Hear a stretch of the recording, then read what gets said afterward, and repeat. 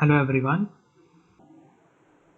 This is the demonstration video for the dictionary application that I have made for the data structures and algorithms theory digital assignment.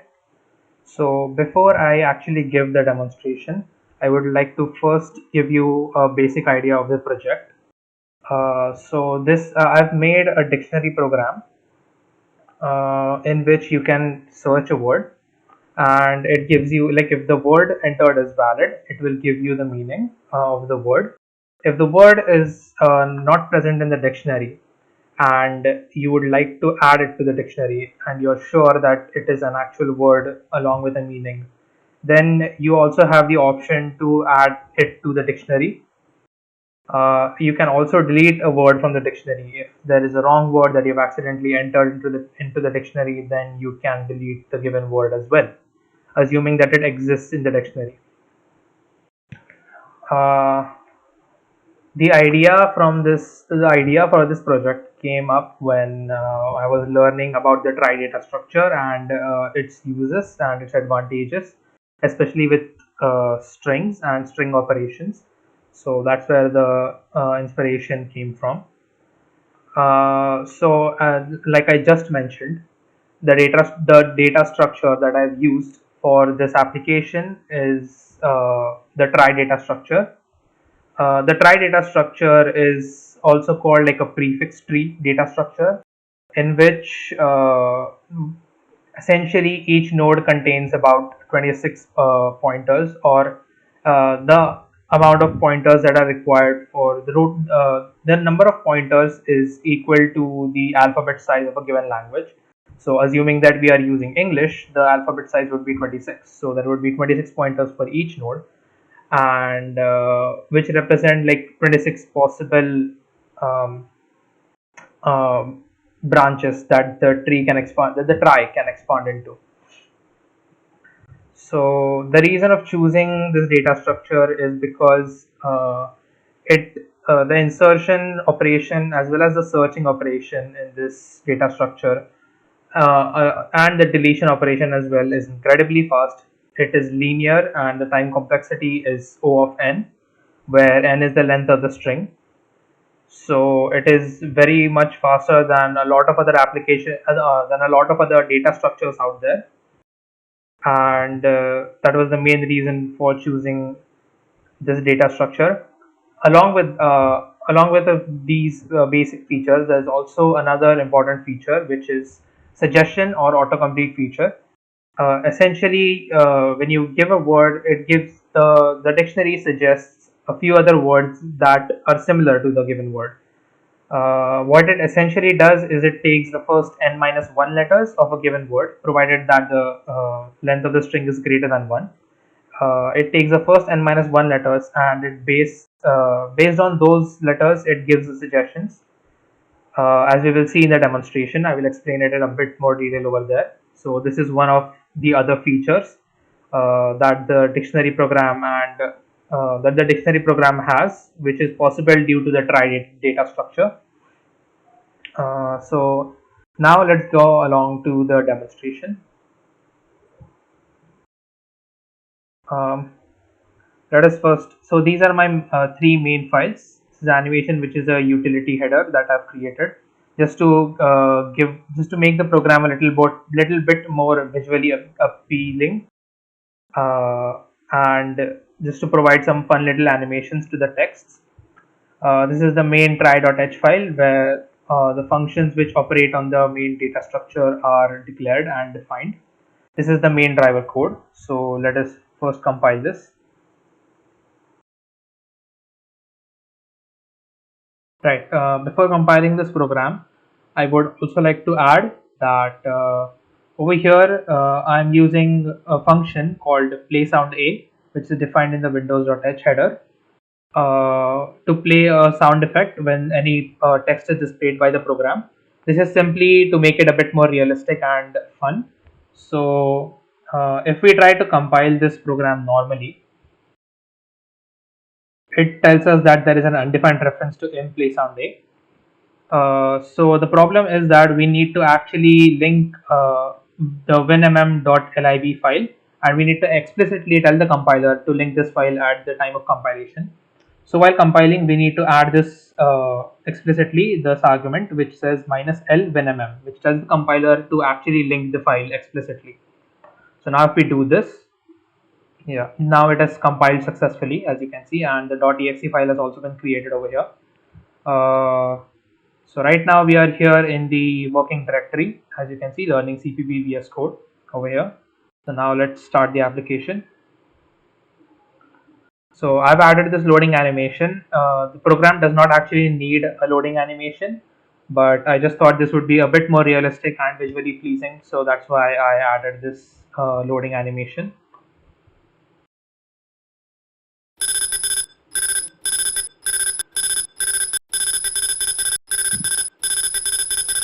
Right. So as you can see, the program has now been loaded, and all of the words have been loaded into the try data structure. So now, if we search a word,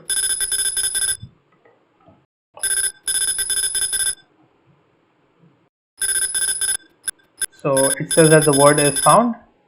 Yeah, it says that the word is found, and it shows the meaning over here, and it also shows the suggestions. So as I had said, the suggestions are shown based on the first n minus 1 letters.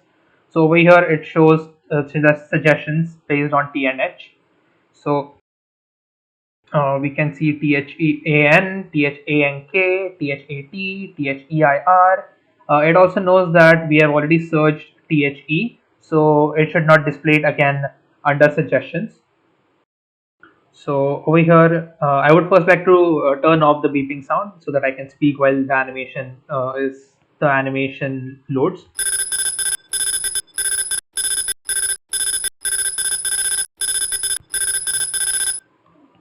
Right. So now the typing sound has been toggled, and this time let's try searching a word which is not present in the dictionary. So now it says that no such word is found, and so here is my main reason for going into n minus 1 letters. So over here the user might accidentally enter this word for two scenarios. One would be that they actually wanted to enter THE and they accidentally typed the R, and the other one would be they wanted to enter THERE or some other string which is greater than this length, but they actually forgot to type the final letter th. So they only entered THER instead of THERE. So the THERE under suggestions is a simple thing, since THERE already has this word as the prefix. So the suggestions feature can take care of that very easily. However, for taking into account that they would have wanted to search THE, that's why I decided to go with n minus 1 letters instead of n letters. So it basically assumes that the final letter might have been typed as a mistake. That is why it takes into consideration only the first n minus 1 letters. So over here, it is also prompting us to add this word to the dictionary along with its meaning. So for now, let's add it. So let's enter a random meaning. So the word has been added successfully, and if we try searching it right now, it will say that the word is found. Yeah, and it also shows us the meaning that we entered. I'm sorry, I accidentally paused this. Yes. I would also like to show you while this loads that there are two .txt files, words.txt and meanings.txt, from which the words and meanings respectively are loaded at the very beginning of the program. So over here you can see that the word THER as well as the meaning that we entered, invalid word, has been appended immediately, and those words were also immediately added into the try data structure, because since we were able to search the word right now, it shows that they were added immediately to the try data structure as well. So the reason for immediately adding those over here is the fact that whenever we close the program and we want to open it again, so it should change. It should save the changes that we made to the dictionary, right? So if we added some extra words or we deleted a few words from the dictionary according to our choice, so the program should save the changes. So that is the reason for writing to these files immediately. We can also immediately directly add a word to the dictionary. If we add meaning hello, and if we enter the meaning as just hello, hi. Right, so as you can see, yes, this is also immediately added. Similarly with the meanings, it is added. Hello, hi is immediately added. Now if we try to search it, I'm sorry, meaning hello. Right, so the word is found, and it says that no suggestions are found because there is no other string that is that is a prefix of meaning hell. So would not like to enter anything. So now let's delete the words that we have just added. So if we enter ther, so it shows that the word was found and deleted successfully.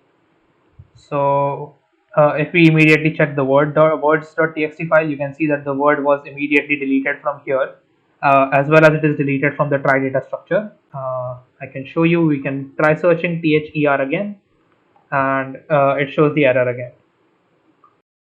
So and it prompts us to enter the word and its meaning again. So let's not do that now. Uh, Similarly, let's also delete meaning hello. So it shows that the word was found and deleted successfully. Now, if we enter an invalid word which is not actually present in the try data structure, for example, if we enter ther again, so it shows that no such word was found, and we should check the word. Similarly, if we enter any invalid word, for example, a word which contains numbers, which is invalid. So, if we do this to be searched, then it shows that the word should only contain letters from the English alphabet, and it prompts us to search another word. So let's just search. Yeah,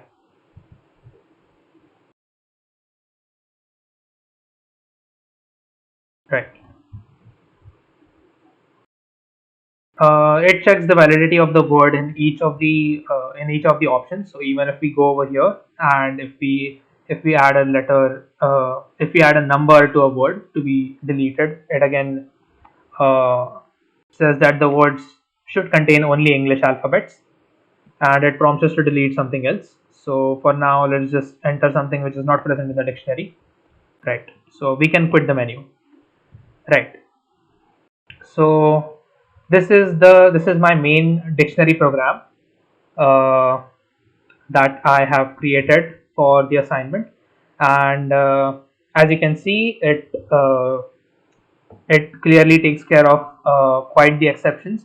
If we enter any invalid input or if the words are not actually present in the dictionary, it does not actually crash the program, but it takes care of those errors and it shows you the proper error messages for those specific errors. Even if the suggestions are not found, then it can clearly tell you that the suggestions are not found for this word. Also, you might notice that each time there are only about, if the suggestions are found, we only show about up to 6 suggestions. That is because even though there are a lot more words with that word as a prefix, the list would sometimes go too long. So that is the reason that we decided to limit the count to 6, to do only 6 words for every time a word is searched. A few challenges that I ran into while creating this application was creating this program was, first of all, of course, the suggestions feature, because you have to take care of the fact that I was at first considering the entire string, but then I thought of the fact that what if the user mistakenly enters the final letter? So that led to me into designing an algorithm which only takes the first n minus 1 letters. Of course, if the string is greater than, of course, if the string is greater than the length of 1. If the length is only 1, then it takes the entire length of the string since it cannot go back to the root in order to start suggesting. So apart from that, a few other challenges were also while animating the text, and as you can see over here, welcome to dictionary and everything. So adding colors to the text, changing the font size of the text. As you saw, the errors were displayed in red, while the word found, if when you found a word, it was that was displayed in green. So taking complete control of the output and adding various animations to this, playing the sound effects and everything.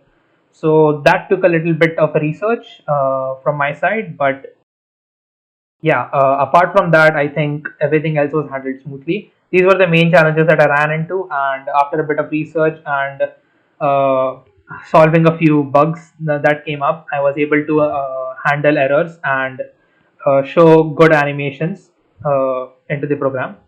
So now let's exit the program, and it pauses here for a couple of seconds. It does not again need to pause, but I just decided to make it pause so that the user can actually read what is being displayed after hitting exit. And this concludes the demonstration video. Thank you very much.